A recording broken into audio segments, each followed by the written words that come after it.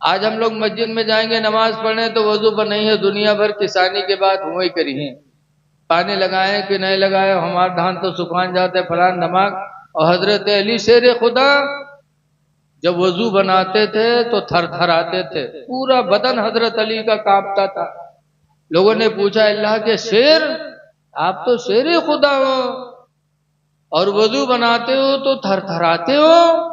तो हजरत अली कहते हैं नमाज की तैयारी कर रहा हूं, वह नमाज जिसको अल्लाह ने आसमान पर उतारा तो आसमान ने माफी मांग ली, जमीन पर उतारा जमीन ने माफी मांग ली, पहाड़ों पे उतारा तो पहाड़ ने माफी मांग ली। ऐ खुदा, इसको हम कमा हक अदा नहीं कर सकते, तो उस नमाज की तैयारी कर रहा हूं। मैं डरता हूं कि खुदा जाने उस नमाज को मैं कमा हक अदा कर सकूं कि ना अदा कर सकूं, इसी खौफ से मैं कांपता रहता हूं। बताइए, वो हजरत अली शेर खुदा थे कि वजू करते थे तो डरते थे कि जिस नमाज की तैयारी हो रही है उस नमाज को मैं पता नहीं अदा कर पाऊं, सही कि ना अदा कर सकूं। आज हम उन्हीं अली के मानने वाले वजू करते हैं तो हम बातचीत दुनिया की करते हैं। साहबे किराम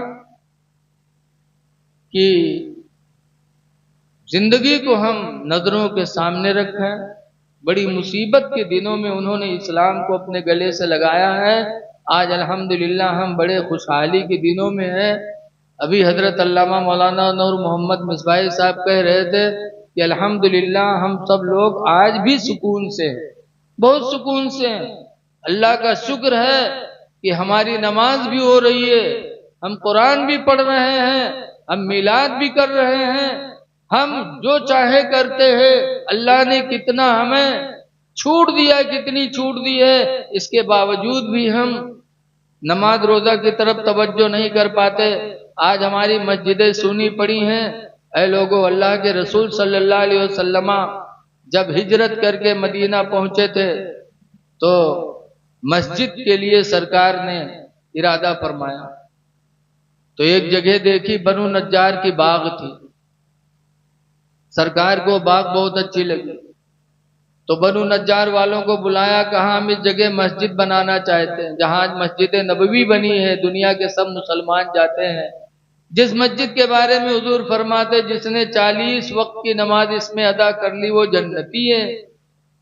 तो वो मस्जिद बनाने के लिए सरकार ने बनु नज्जार के लोगों से फरमाया, कहा ठीक है बनाइए।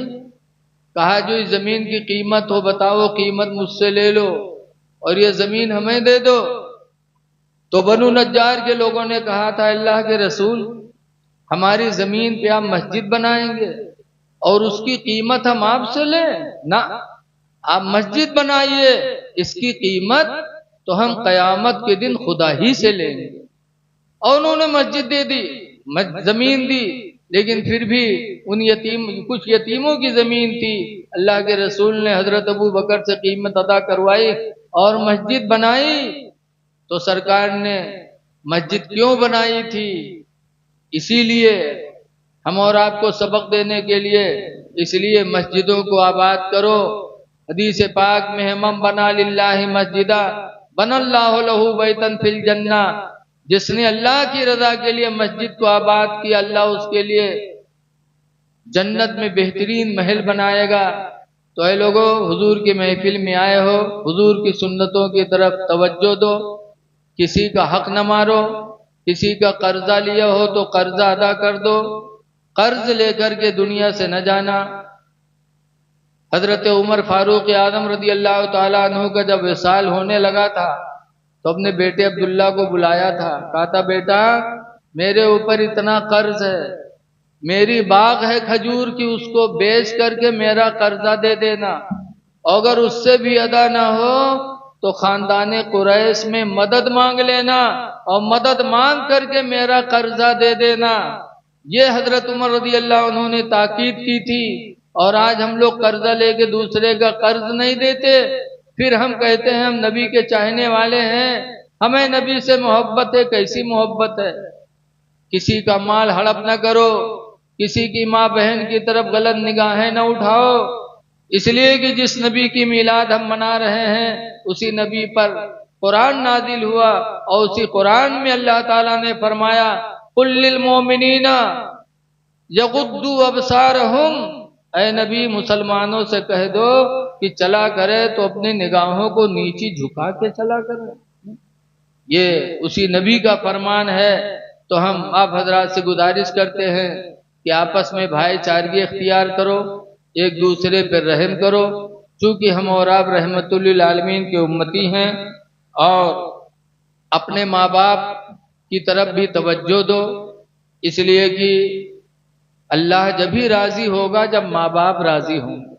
अल्लाह ताला ने कुरान साफ साफ फरमा दिया, एक जगह नहीं, दो जगह नहीं, तीन जगह नहीं, तकरीबन 17 जगहों पे अल्लाह ताला ने फरमाया, जिसका खुलासा यही है कि अपने माँ बाप पर एहसान करो, अपने माँ बाप के साथ भलाई करो।